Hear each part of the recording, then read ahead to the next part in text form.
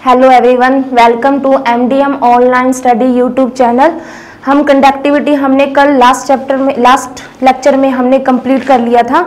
आज हम next topic start कर रहे हैं, dilution effect on lambda M, lambda equivalent and kappa. मतलब जब हम तन्यता का प्रभाव मोलर चालकता, तुल्यांकी चालकता और स्पेसिफिक चालकता या विशिष्ट चालकता के ऊपर हमने तन्यता का क्या देखना है, इफेक्ट देखना है, डाइल्यूशन इफेक्ट देखना है on lambda M, lambda equivalent and कापा।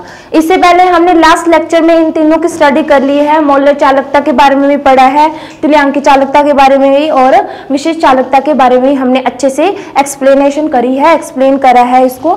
ठीक है, अब नेक्स्ट हम स्टार्ट करेंगे इनका। जब हम सॉल्यूशन को तनु करेंगे, डाइल्यूट करेंगे, तो इनकी चालकता पर क्या इफेक्ट पड़ेगा उसको हम इस क्लास के अंदर देखेंगे।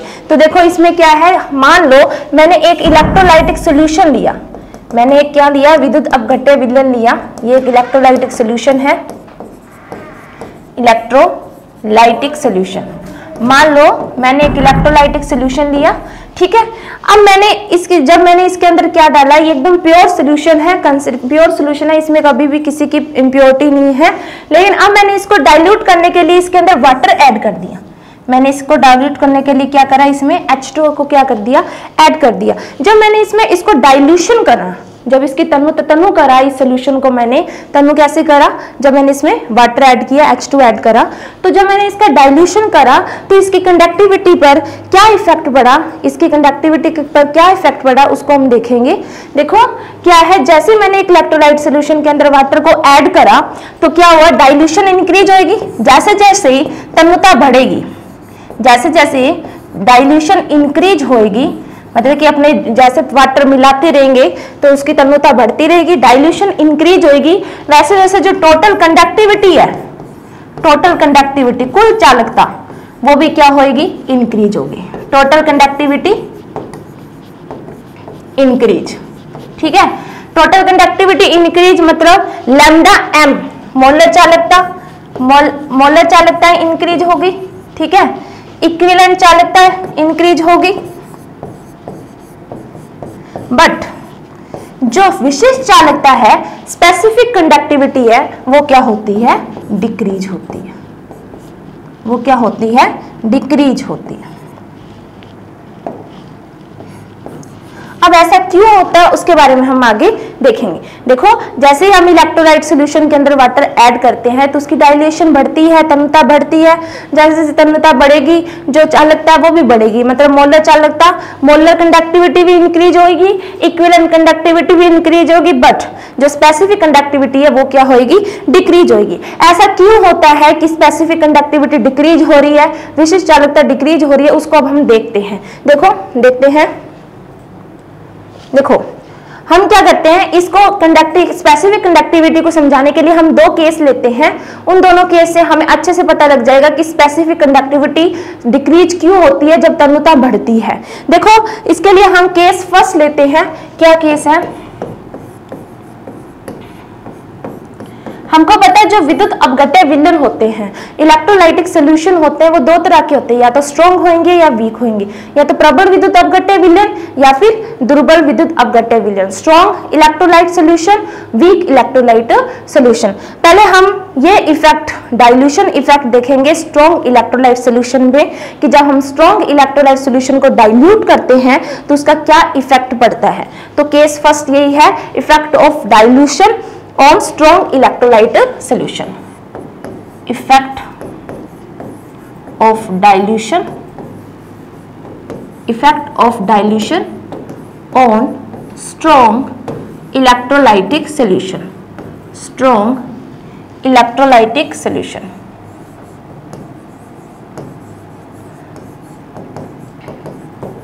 हम देखते हैं कि जब प्रबल विद्युत अपघट्य विलयन को जब हम डाइल्यूट करते हैं तो उसका क्या इफेक्ट पड़ता है उसको हम चेक करते हैं। देखो effect of dilution on strong electrolytic solution. आपको पता है जो प्रबल विद्युत अपघट्य होता है वो 100% आयनीकृत होता है। 100% क्या होता है, आयनाइज्ड होता है। ये बात आपको अच्छे से पता है कि जो स्ट्रॉन्ग इलेक्ट्रोलाइट है, strong electrolyte is 100% ionised, right. ये बात अच्छे से आप सभी को पता होगा कि जो स्ट्रॉन्ग इलेक्ट्रोलाइट होते हैं वो प्रबल विद्युत अपघट्य होते हैं, वो पूरी तरह से कंप्लीटली 100% आयनाइज्ड होते हैं, ठीक है। अब मान लो हम एक सॉल्यूशन लेते हैं इलेक्ट्रोलाइट का। मान लो इसमें सॉल्यूशन है इलेक्ट्रोलाइट विद्युत अपघट्य विलयन का, जिसके अंदर 2 इलेक्ट्रोड है। इसके अंदर क्या है?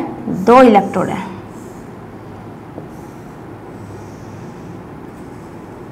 ठीक है। ये 2 इलेक्ट्रोड मैंने यहां लगा दिए, ठीक है। इन दोनों इलेक्ट्रोड को, ये 2 इलेक्ट्रोड हैं, इन दोनों इलेक्ट्रोड को हम क्या करते हैं? बैटरी से जोड़ देते हैं। क्लियर है यहाँ तक? इसको हम क्या करते हैं? बैटरी से जोड़ते हैं। आपको अच्छे से पता है, इस साइड प्लस, इधर कर दे माइनस, ठीक है। अब ये एक इलेक्ट्रोलाइट सॉल्यूशन है जिसके अंदर हमने इलेक्ट्रोड लगाया और इलेक्ट्रोड को किससे जोड़ ऐड कर दिया? बैटरी से जोड़ दिया, ठीक है। अब इसके अंदर आपको पता है इलेक्ट्रोलाइट सॉल्यूशन, और इलेक्ट्रोलाइट सॉल्यूशन कौन सा है? स्ट्रॉन्ग इलेक्ट्रोलाइट सॉल्यूशन है जो 100% आयनाइज्ड होता है। मान लो इसके अंदर A+ आयन और इसके अंदर A+ आयन और B- आयन है, B- A+, ठीक है। ये आयंस है क्योंकि हमको पता है स्ट्रॉन्ग इलेक्ट्रोलाइट सॉल्यूशन आयनों की फॉर्म में आयनाइज्ड रहता है, तो इसमें B- A+ आयंस है। तो मैंने क्या करा, जब मैंने यहाँ पर इस सॉल्यूशन के अंदर, इलेक्ट्रोलाइट सॉल्यूशन के अंदर जब पोटेंशियल अप्लाई करा, जब मैंने विभव अप्लाई करा इस विद्युत अपघट्य विलयन में, तो उस कंडीशन में क्या हुआ? उस कंडीशन में क्या हुआ? जो नेगेटिव चार्ज वाले जो आयन थे वो पॉजिटिव की तरफ जाने लगे। नेगेटिव चार्ज वाले आयन किधर जाने लगे? पॉजिटिव की तरफ। और जो पॉजिटिव चार्ज वाले आयन थे वो किधर जाने लगे? नेगेटिव की तरफ। देखो, नेगेटिव वाले किधर जाने लगे? पॉजिटिव की तरफ, और पॉजिटिव वाले किधर जाने लगे? नेगेटिव में। मतलब जब मैंने यहाँ पे विभव अप्लाई करा, पोटेंशियल अप्लाई करा इलेक्ट्रोलाइट सॉल्यूशन के अंदर, विद्युत अपघट्य विलयन के अंदर, तो इसमें क्या हुआ? जो नेगेटिव चार्ज आयन थे वो तो पॉजिटिव की तरफ जाने लगे, और पॉजिटिव चार्ज आयन किधर जाने लगे? नेगेटिव की तरफ जाने लगे। तो यहाँ पर क्या हुआ? ये तो ठीक है कि गति करने लगे, नेगेटिव वाला पॉजिटिव की ओर गति करने लग गया और पॉजिटिव वाला नेगेटिव की ओर क्या करने लग गया? गति करने लग गया। लेकिन इसके साथ साथ इसके अंदर क्या है? नेगेटिव और पॉजिटिव के मध्य एक अट्रैक्शन है। नेगेटिव और पॉजिटिव के मध्य क्या है? एक अट्रैक्शन है जिसको हम इलेक्ट्रोलाइटिक फोर्स ऑफ अट्रैक्शन कहते हैं। इलेक्ट्रोलाइटिक फोर्स ऑफ अट्रैक्शन, ये बात आपको अच्छे से पता है। ये पॉजिटिव नेगेटिव है और पॉजिटिव नेगेटिव अपने आपस में अट्रैक्ट होते हैं, किसके द्वारा? इलेक्ट्रोलाइट फोर्स ऑफ अट्रैक्शन के द्वारा। इलेक्ट्रोलाइट फोर्स ऑफ अट्रैक्शन, स्थिर विद्युत आकर्षण बल, स्थिर विद्युत आकर्षण बल। ये स्थिर विद्युत आकर्षण बल के द्वारा क्या है? एक दूसरे को अट्रैक्ट करते हैं। अब देखो, इनके बीच में इलेक्ट्रोस्टैटिक फोर्स ऑफ अट्रैक्शन लग रहा है B- और A+ के मध्य। अब इनके बीच में अट्रैक्शन लग रहा है। अब B- वाला ना पॉजिटिव की ओर जा रहा है, ये A+ नेगेटिव की तरफ जा रहा है, और मध्य में इनके बीच में इलेक्ट्रोस्टैटिक फोर्स ऑफ अट्रैक्शन लग रहा है, ठीक है। तो ये क्या करते हैं? अब ये B- इधर जा रहा है, तो ये ना A+ को ही अपनी ओर खींचता है, ये A+ को भी अपनी ओर अपने साथ लेके जाना चाहता है। इसी तरह A+ जो नेगेटिव की तरफ जाती है तो वो B- को ही अपनी ओर धकेल, अपनी ओर खींचती है, क्योंकि इनके मध्य क्या है? अट्रैक्शन। इस वजह से इनकी जो आयनिक गतिशीलता होती है, यहाँ पर आयनिक जो मोबिलिटी होती है वो यहाँ पर क्या हो जाती है? कम हो जाती है। क्यों? क्योंकि इनके मध्य अट्रैक्शन ज्यादा है, फोर्स ऑफ अट्रैक्शन ज्यादा है। इलेक्ट्रोलाइटिक फोर्स ऑफ अट्रैक्शन क्या है यहाँ पर? ज्यादा है। Sorry, electrostatic force of attraction, electrostatic force of attraction यहाँ पर क्या है? ज्यादा है। Electrostatic force of attraction, electrostatic force of attraction यहाँ पर ज्यादा है, जिस वजह से वो उसको अपनी ओर खींचता है, वो उसको अपनी ओर खींच रहा है कि ये मेरे साथ जाए, वो करे ये मेरे साथ जाए। तो इस वजह से यहाँ पर इनकी जो आयनिक गतिशीलता होती है, आयनिक मोबिलिटी क्या होने लग जाती है? कम होने लग जाती है। आयनिक गतिशीलता यहाँ पर क्या होने लग जाती है? कम। किस वजह से? सिर्फ और सिर्फ इलेक्ट्रोस्टैटिक फोर्स ऑफ अट्रैक्शन की वजह से यहाँ पर जो आयनिक गतिशीलता वो क्या होने लगी? कम होने लगी। क्योंकि B- जब पॉजिटिव की ओर जाता है तो A+ को ही अपने साथ लेके जाना चाहता है, क्योंकि उनके बीच बीच में अट्रैक्शन है। इसी तरह से ए पॉजिटिव जब नेगेटिव की तरफ जाता है तो वो बी नेगेटिव को अपनी ओर लेके जाना चाहता है, लेकिन अट्रैक्शन की वजह से वो दोनों के बीच में अपोजिट फोर्स लग रहा है, वो उधर खींचना चाहता है, वो इधर खींचना चाहता है, जिस वजह से उनकी जो आयनिक मोबिलिटी है, आयनिक गतिशीलता है, जो गति है वो क्या हो जाती है, कम हो जाती है। ठीक है, तो हम ये देखते हैं कि जब हम एक कंसिडर्ड सोल्यूशन लेते हैं, जब हम क्या लेते हैं, अब इनके बीच का डिस्टेंस बहुत कम है, ए नेगेटिव, ए पॉजिटिव और बी नेगेटिव के मध्य का जो डिस्टेंस है वो बहुत ज्यादा कम है, जिस वजह से डिस्टेंस कम होने की वजह से इनके बीच में जो इलेक्ट्रोस्टैटिक फोर्स ऑफ अट्रैक्शन है, स्थिर विद्युत आकर्षण बल है, वो बहुत ज्यादा लग रहा है, और बहुत ज्यादा लगने की वजह से यहाँ पे जो आयनिक गतिशीलता है, आयनिक मोबिलिटी है, वो क्या हो रही है, कम हो रही है। तो देखो हम देखते हैं आयनिक गतिशीलता और जो आयनिक मोबिलिटी यहाँ पे कम हो रही है, इसको हम चेक करते हैं। मान लो हमने कंसंट्रेशन सोल्यूशन लिया, इन कंसंट्रेशन सोल्यूशन हमने सांद्रता विलयन लिया एक, इन कंसंट्रेशन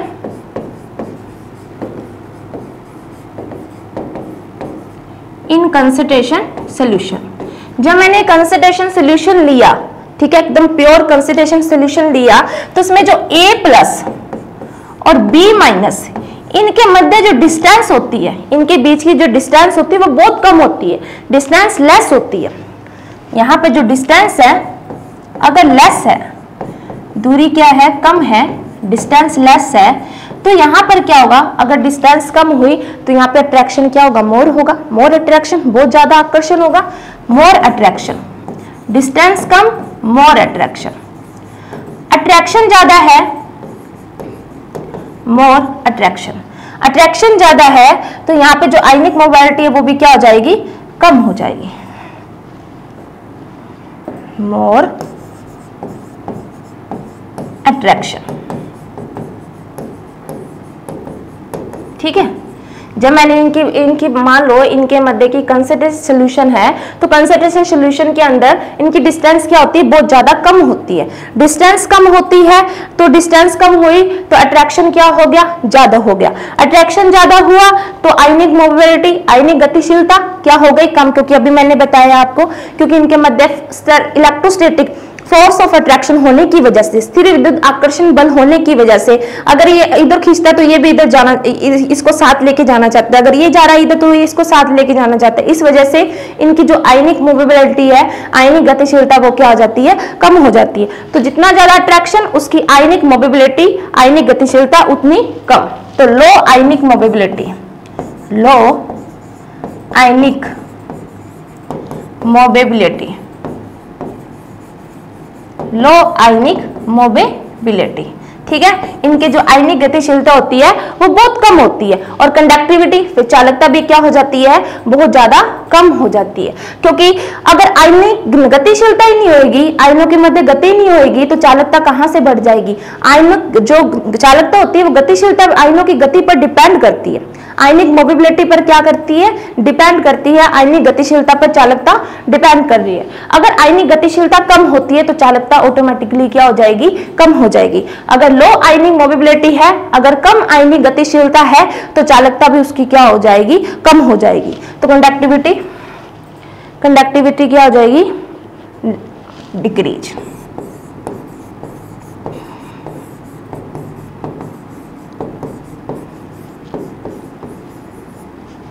लेस कंडक्टिविटी क्या है, यहाँ पे जो कंडक्टिविटी है वो कम हो गई, लेस कंडक्टिविटी। अब ये एकदम प्योर कंसंट्रेशन सॉल्यूशन था, अब मैंने इसको डाइल्यूट करा सॉल्यूशन को। अब मान लो किसी सॉल्यूशन को हम डाइल्यूट करेंगे तो उनके आयनों के मध्य की जो डिस्टेंस है वो क्या होने लग जाएगी, बढ़ने लग जाएगी। जब हम सांद्र को, जो सॉल्यूशन कंसंट्रेट सॉल्यूशन है, उसको हम तनु करते हैं, डाइल्यूट करते हैं, मतलब उसमें जब वाटर मिलाएंगे तो जो आयनों के मध्य की जो डिस्टेंस थी, दूरी थी, वो क्या होने लग जाएगी, ज्यादा होने लग जाएगी। मान लो इनको मैंने क्या कर दिया, डाइल्यूट कर दिया, A प्लस बी को यहाँ पे क्या तन्यता को बढ़ा दिया, डाइल्यूशन क्या कर दी, इंक्रीज कर दी।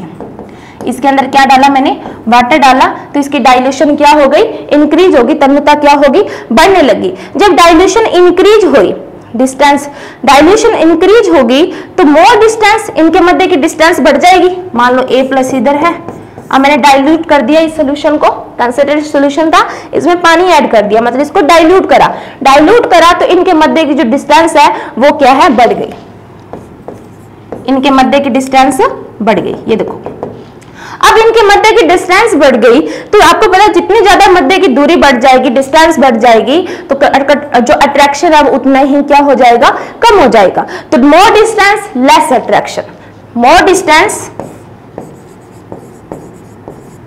डिस्टेंस लेस अट्रैक्शन, अट्रैक्शन क्या होता है, कम होता है। मोर डिस्टेंस लेस अट्रैक्शन। अब देखो अट्रैक्शन कम है तो मतलब उसकी जो आयनिक गतिशीलता है वो क्या हो जाएगी, बहुत ज्यादा। तो मोर आयनिक, तो इसकी जो आयनिक गतिशीलता है वो इंक्रीज होगी, तो आयनिक मोबिलिटी इंक्रीज। अगर आयनिक गतिशीलता इंक्रीज होगी तो चालकता अपने आप क्या हो जाएगी, बढ़ जाएगी। आयनिक मोबिलिटी इंक्रीज, आयनिक गतिशीलता इंक्रीज, ठीक है। अगर आयनिक गतिशीलता इंक्रीज है तो चालकता भी क्या हो जाएगी, इंक्रीज हो जाएगी। आयनिक मोबिलिटी इंक्रीज और कंडक्टिविटी भी क्या हो जाएगी, इंक्रीज हो जाएगी।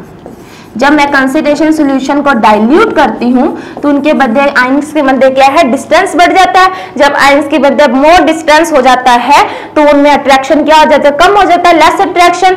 लेस अट्रैक्शन है तो उनकी जो आयनिक गतिशीलता वो बढ़ जाती है और कंडक्टिविटी भी क्या हो जाती है, बढ़ जाती है। क्योंकि बिकॉज जो आयनिक मोबिलिटी है वो कंडक्टिविटी, अगर आयनिक मोबिलिटी बढ़ेगी तो कंडक्टिविटी भी बढ़ेगी। आयनिक गतिशीलता बढ़ती है तो क्या होता है, चालकता भी बढ़ती है, ठीक है। तो यहां से हमने क्या देखा कि जब अपने डाइल्यूशन इंक्रीज करेंगे तो डिस्टेंस बिटवीन आयंस भी क्या होगी, इंक्रीज होगी। नेक्स्ट पे देखते हैं, अगर हम क्या करेंगे, डाइल्यूशन। सो डाइल्यूशन इंक्रीज, डाइल्यूशन इंक्रीज, ठीक है। जब मैं तनुता को बढ़ा दूंगी, तनुता को, डाइल्यूशन को मैं बढ़ा दूंगी, इंक्रीज करेंगे तो डिस्टेंस बिटवीन आयन भी क्या हो जाएगी, इंक्रीज। आयनों के बीच की जो आयनों के मध्य की दूरी है वो भी क्या होने लग जाएगी, बढ़ने लग जाएगी। तो डिस्टेंस बिटवीन आयन्स इंक्रीज, ठीक है। Distance between ions increase, clear है। देखो अब डिस्टेंस आयंस के बीच की क्या हो जाएगी, इंक्रीज होगी। और जितनी ज्यादा डिस्टेंस इंक्रीज होगी उनके मध्य का attraction, electrostatic force of attraction, स्थिर विद्युत आकर्षण बल उतना ही क्या हो जाएगा, कम हो जाएगा। तो मतलब इनके मध्य का जो अट्रैक्शन है वो क्या हो जाएगा, इलेक्ट्रोस्टैटिक फोर्स ऑफ अट्रैक्शन है वो क्या हो जाएगा, कम हो जाएगा, डिक्रीज, ठीक है। डिस्टेंस बिटवीन आयंस इंक्रीज हुई तो इलेक्ट्रोस्टैटिक फोर्स ऑफ अट्रैक्शन भी क्या होगा, डिक्रीज। अब अट्रैक्शन डिक्रीज हुआ मतलब आयनिक मोबिलिटी भी क्या, आयनिक गतिशीलता क्या हो जाएगी, बढ़ जाएगी। आयनिक गतिशीलता बढ़ेगी तो चालकता भी क्या हो जाएगी, बढ़ जाएगी। तो अट्रैक्शन डिक्रीज, आयनिक गतिशीलता, आयनिक गतिशीलता मींस आयनिक मोबिलिटी, आयनिक गतिशीलता, आयनिक मोबिलिटी, आयनिक मोबिलिटी इंक्रीज, ये क्या हो जाती है, इंक्रीज। अगर ये इंक्रीज है तो कंडक्टिविटी भी क्या हो जाती है, इंक्रीज, कंडक्टिविटी इंक्रीज। क्लियर है यहां तक। मतलब कुल मिलाकर हमने देखा कि यहां पर एक चीज देख रहे हैं, अब ये चालकता बढ़ रही है तो चालकता के साथ यहाँ पे कंडक्टिविटी इंक्रीज हो रही है तो कंडक्टिविटी इंक्रीज के साथ यहाँ पे क्या है, मोलर कंडक्टिविटी भी इंक्रीज होगी। कंडक्टिविटी इंक्रीज, ठीक है। अब यहाँ पे कंडक्टिविटी बढ़ रही है तो यहाँ पे जो मोलर चालकता है वो भी क्या होगी, इंक्रीज। मोलर कंडक्टिविटी क्या होगी, इंक्रीज। मोलर कंडक्टिविटी इंक्रीज हो रही है तो तुल्यांकी चालकता भी, इक्विवेलेंट कंडक्टिविटी भी क्या होती है, इंक्रीज, ठीक है। कंडक्टिविटी इंक्रीज तो मोलर चालकता भी इंक्रीज, बढ़ती है, और ग्राम तुल्यांक भी, तुल्यांक की चालकता भी क्या है, बढ़ती है। बट यहां पर जो विशिष्ट चालकता है, स्पेसिफिक कंडक्टिविटी है, वो होती है कम। जो कापा लिखते हैं अपने विशिष्ट चालकता को, वो क्या होती है, डिक्रीज होती है। ऐसा क्यों होता होता है कि जब हम यहाँ पर डाइल्यूशन करते हैं इलेक्ट्रोलाइटिक सॉल्यूशन का, तो वहां पे चालकता बढ़ती है, क्योंकि उनके बीच के जो आयंस है उनके मध्य की डिस्टेंस कम होती है। डिस्टेंस कम होती है तो इलेक्ट्रोस्टैटिक फोर्स ऑफ अट्रैक्शन क्या होता है, बढ़ता है, कम होता है। इलेक्ट्रोस्टैटिक फोर्स ऑफ अट्रैक्शन क्या होता है, कम होता है। कम होता है तो आयंस क्या करेंगे, मूवमेंट, मोशन करेंगे, आयन गति करेंगे तो उसकी चालकता भी उतनी ही बढ़ेगी। तो यहाँ पर चालकता बढ़ी तो उसके साथ साथ मोलर कंडक्टिविटी भी इंक्रीज होगी, इक्विवेलेंट कंडक्टिविटी भी क्या होगी, इंक्रीज। बट यहाँ पर जो स्पेसिफिक कंडक्टिविटी थी, विशेष चालकता थी, वो कम होगी। अब हम देखते हैं ऐसा क्यों हो रहा है कि जब हम अपने स्ट्रॉन्ग इलेक्ट्रोलाइटिक सॉल्यूशन ले रहे हैं तो उसकी चालकता बढ़ रही है, मोलर चालकता बढ़ रही है, तुल्यांकी चालकता बढ़ रही है, बट विशेष चालकता क्यों कम हो रही है उसके बारे में हम देखते हैं। देखो मैं क्या करती हूँ, एक सोल्यूशन ले लेते हैं। मान लो उसके अंदर एक सोल्यूशन ले लिया मैंने 1 लीटर का। ये मैंने एक इलेक्ट्रोलाइटिक सोल्यूशन लिया है जिसमें 1 लीटर सोल्यूशन है। ये इसके अंदर 1 लीटर सोल्यूशन है, ठीक है। इसके अंदर 1 लीटर है, ठीक है। 1 लीटर इसके अंदर क्या है, सोल्यूशन है, जिसमें क्या है 5000 आयंस है। मान रहे हैं, हाइपोथेसिस है कि मान लो कि ये एक लीटर सोल्यूशन है विद्युत अपघट्य विलयन का, इलेक्ट्रोलाइटिक सोल्यूशन का, जिसके अंदर 5000 आयंस प्रेजेंट है। कितने, 5000 आयंस प्रेजेंट है पर लीटर।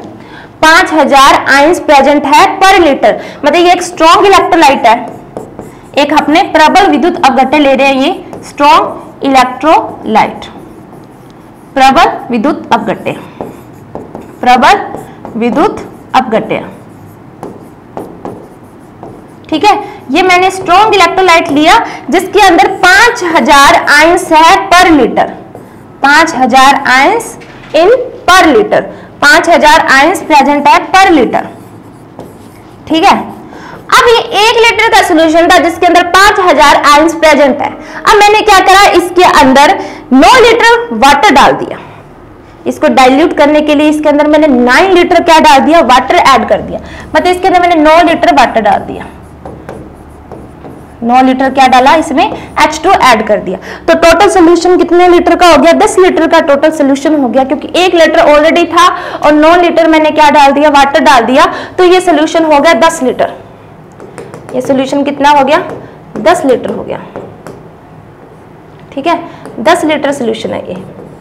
अब इस 10 लीटर सोल्यूशन के अंदर आयंस तो उतने ही है, 10 लीटर सोल्यूशन के अंदर आयंस तो 5000 ही है। अब 5000 आयंस वहां पर लीटर थे, तो यहां पर 5000 आयंस डिवाइड कितना हो जाएगा, 10। तो यहाँ पे 5000 आयंस है, वही 5000 आयंस यहाँ थे, 5000 आयंस यहाँ थे, वो पर लीटर। तो यहाँ 10 लीटर में कितने हो जाएंगे, 5000 अपॉन क्या आ जाएगा, 10 आ जाएगा। तो ये कितने आयंस हो जाएंगे 10 लीटर के अंदर, 500 आयंस हो जाएंगे, 500 आयन पर लीटर हो जाएंगे।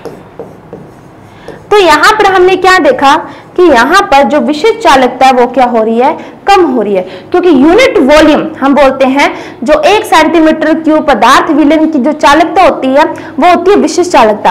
अब यहाँ पर आयंस क्या हो गए, कम हो गए। यहाँ पे 500 आयंस पर लीटर हो गए और यहाँ पे कितने थे, 5000 आयंस पर लीटर थे। इसलिए यहाँ पर इसकी जो चालकता है वो क्या हो गई, कम होगी। इसके बारे में हम लिखते हैं कि जो स्पेसिफिक कंडक्टिविटी होती है वो डिक्रीज होती है विद डाइल्यूशन, बिकॉज जो number of ions present in unit volume of solution, इकाई आयतन विलयन में जो आयंस प्रेजेंट है, नंबर ऑफ आयंस प्रेजेंट है, वो क्या होने लग जाते हैं, कम हो जाते हैं, उनकी संख्या कम होने लग जाती है। कहां पर, यहां पर ये 5000 आयंस पर लीटर थे, लेकिन यहां पे 500 आयन पर लीटर हो गए। मतलब यहाँ पे आयंस की संख्या क्या हो गई, कम होगी, जब इसको क्या करा, डाइल्यूट करा। और आयंस की संख्या यूनिट वॉल्यूम कम हो रही है, तो इसको हम यहाँ पे जो विशिष्ट चालकता है वो भी क्या होगी, कम होगी। तो हम इसके बारे में एक लाइन लिखते हैं, क्या, देखो, specific conductivity decrease, specific conductivity,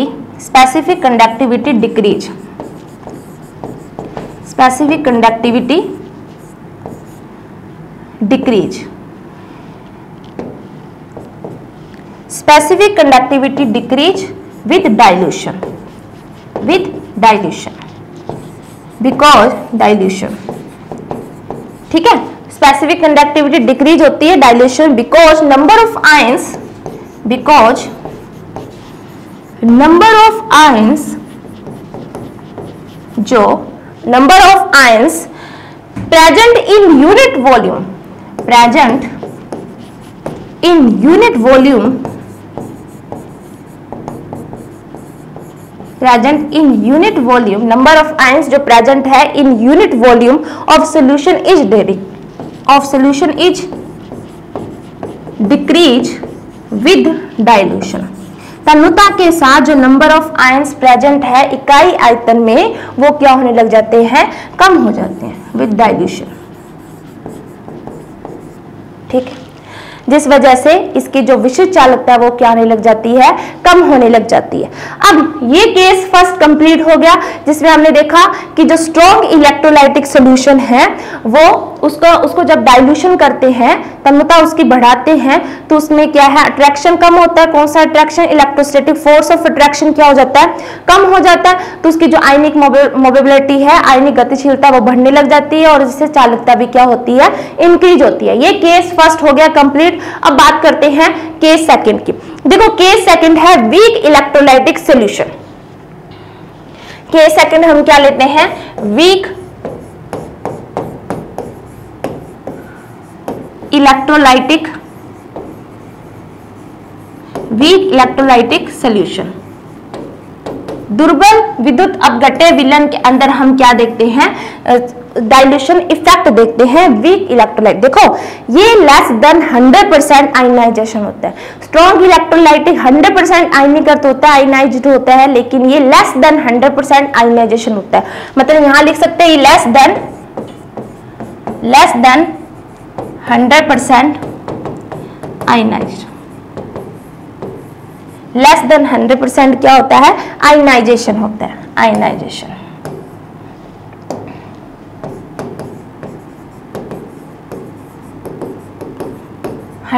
क्या होता है, आयनाइजेशन होता है। देखो ये भी, इसके अंदर भी स्ट्रॉन्ग इलेक्ट्रोलाइटिक की तरह क्या होता है, डाइल्यूशन जैसे जैसे इंक्रीज करते हैं, डाइल्यूशन इंक्रीज, कंडक्टिविटी भी क्या होती है, total conductivity increase, total conductivity increase, lambda M molar चालकता इंक्रीज। ठीक है, मोलर चालकता इंक्रीज होती है और तुल्यांक की चालकता इंक्रीज। बट स्पेसिफिक कंडक्टिविटी क्या हो जाती है, बट स्पेसिफिक कंडक्टिविटी कापा क्या होती है, कापा डिक्रीज होती है, कापा डिक्रीज होती है। यहां पर भी स्ट्रॉन्ग इलेक्ट्रोलाइटिक की तरह कंप्लीटली ऐसे ही होता है, जिस तरह से स्ट्रॉन्ग इलेक्ट्रोलाइटिक में देखा, इसी तरह से हम किस में देखते हैं, वीक इलेक्ट्रोलाइटिक सॉल्यूशन के अंदर देखते हैं। देखो मान लो हमें पता है कि जो ये वीक इलेक्ट्रोलाइटिक सॉल्यूशन है ये 100% आयनाइज नहीं है, लेस देन 100% आयनाइजेशन है इसका। तो यहां पर मैं एसिटिक एसिड, जब हम एसिटिक एसिड लेते हैं, ये एक दुर्बल विद्युत अपघट्य है, एसिटिक एसिड का सॉल्यूशन लेते हैं, तो ये reaction CH3 COO negative ion plus H positive. अपने जब इलेक्ट्रोलाइटिक सॉल्यूशन लेते हैं एसिटिक एसिड का, तो ये रिएक्शन फॉरवर्ड रिएक्शन नहीं होती, ये बैकवर्ड ज्यादा पसंद करती है होना, क्योंकि ये आयंस के फॉर्म में ब्रेक नहीं होना चाहती, क्योंकि ये लेस देन 100% क्या है, आयनाइज्ड है। लेकिन जब मैं इस सॉल्यूशन की जब मैं इस सॉल्यूशन की डाइल्यूशन बढ़ा दूंगी, तन्यता बढ़ा देंगे, तो क्या हो जाएंगे, आयंस क्या हो जाएंगे, एक दूसरे से दूर दूर हो जाएंगे, तो ये रिएक्शन क्या होने लग जाएगी, फॉरवर्ड होने लग जाएगी। अभी ये रिएक्शन ज्यादा बैकवर्ड है और फॉरवर्ड कम होती है, क्योंकि लेस देन 100% आयनाइज्ड सॉल्यूशन है। लेकिन जब हमें इसके अंदर वाटर मिक्स करेंगे, डाइल्यूशन करेंगे इसका, तो ये रिएक्शन क्या होने लग जाएगी, फॉरवर्ड होने लग जाएगी। अब देखो इसके अंदर वही है कि जब हम डाइल्यूशन को इंक्रीज करेंगे, इसको तन्यता को बढ़ाएंगे, तो ये रिएक्शन क्या हो जाएगी, forward.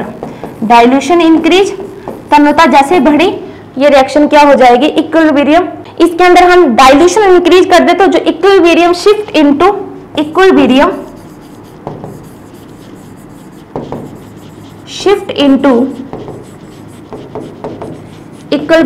Shift into forward direction, forward direction की ओर क्या है, ये शिफ्ट होने लग जाते हैं, फॉरवर्ड डायरेक्शन।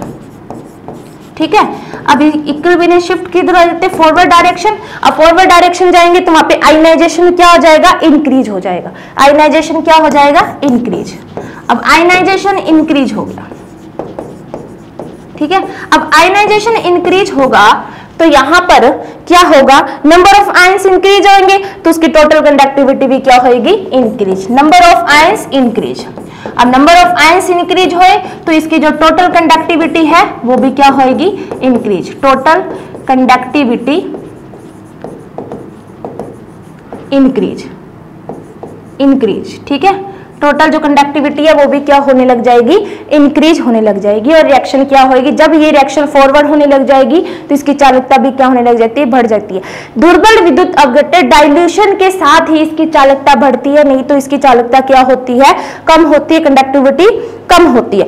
लेकिन इसके अंदर भी क्या है, जो स्पेसिफिक कंडक्टिविटी है उसकी क्या है, जो स्पेसिफिक कंडक्टिविटी है वो डिक्रीज होती है, क्योंकि मैंने आपको बताया था जब सोल्यूशन को अपने डाइल्यूट करना चालू करते हैं तो उसमें जो number of ions unit volume के अंदर जो उपस्थित प्रेजेंट नंबर ऑफ आयंस है उसकी संख्या क्या होने लग जाती है, कम होने लग जाती है, जिस वजह से उसकी विशिष्ट चालकता क्या होती है, कम होती है। यहाँ पर एक अपने पॉइंट लगाते हैं कि यहाँ पे जो वीक इलेक्ट्रोलाइट है वो डाइल्यूशन के साथ इसकी कंडक्टिविटी बढ़ती है, लेकिन जो स्ट्रॉन्ग इलेक्ट्रोलाइट है उसके अंदर ये दो पॉइंट है जो अपने लिखते हैं। जो कंडक्टिविटी है, कंडक्टिविटी हमेशा स्ट्रॉन्ग इलेक्ट्रोलाइट की वीक इलेक्ट्रोलाइट से ज्यादा होगी। क्यों, क्योंकि स्ट्रॉन्ग इलेक्ट्रोलाइट 100% आयनाइज्ड होते हैं, वीक इलेक्ट्रोलाइट 100% आयनाइज्ड नहीं होते, वो लेस देन होते हैं। जो भी है कितना भी डाइल्यूट कर लो, पर जितनी संख्या नंबर ऑफ आयन जितने स्ट्रॉन्ग के अंदर प्रेजेंट है उतने वीक के अंदर नहीं होते। तो ये बात याद रखना कि जो कंडक्टिविटी होती है,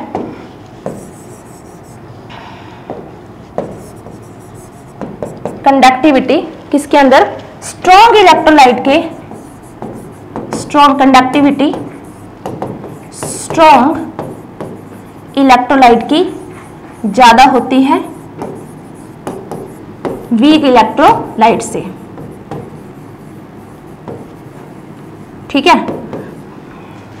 कंडक्टिविटी स्ट्रॉन्ग इलेक्ट्रोलाइट की क्या होती है, ज्यादा होती है वीक इलेक्ट्रोलाइट से। और जो डाइल्यूशन इफेक्ट है, डाइल्यूशन इफेक्ट है वो किसका ज्यादा होता है, आपको पता है वीक इलेक्ट्रोलाइट का डाइल्यूशन जितना बढ़ाएंगे उसमें आयंस क्या उतने ही फ्री होंगे। तो यहाँ पे डाइल्यूशन इफेक्ट जो तन्यता प्रभाव है वो किसकी ज्यादा होती है, वीक इलेक्ट्रोलाइट की। वीक इलेक्ट्रोलाइट की तन्यता जो प्रभाव है वो ज्यादा होती है स्ट्रॉन्ग इलेक्ट्रोलाइट से, लेकिन जो चालकता है वो हमेशा किसकी ज्यादा रहेगी, स्ट्रॉन्ग इलेक्ट्रोलाइट की। बिकॉज क्योंकि इसके अंदर क्या है, क्योंकि स्ट्रॉन्ग इलेक्ट्रोलाइट 100% आयनाइज्ड होता है, इस वजह से स्ट्रॉन्ग इलेक्ट्रोलाइट की चालकता वीक से ज्यादा होगी। लेकिन जब मैं डाइल्यूशन इफेक्ट की बात करूं तो वीक इलेक्ट्रोलाइट की डाइल्यूशन ज्यादा होती है स्ट्रॉन्ग इलेक्ट्रोलाइट से। डाइल्यूशन इफेक्ट और lambda M, lambda E Q और कापा, ये कंप्लीट आज ये टॉपिक हो चुका है। आज हमने इसमें डाइल्यूशन कंप्लीटली पढ़ लिया है। कल हम पढ़ेंगे कोलोराउस नियम, कोलोराउस का लॉ पढ़ेंगे कल हम। आज के लिए बस इतना ही, आज ये टॉपिक हो गया complete. Thank you so much.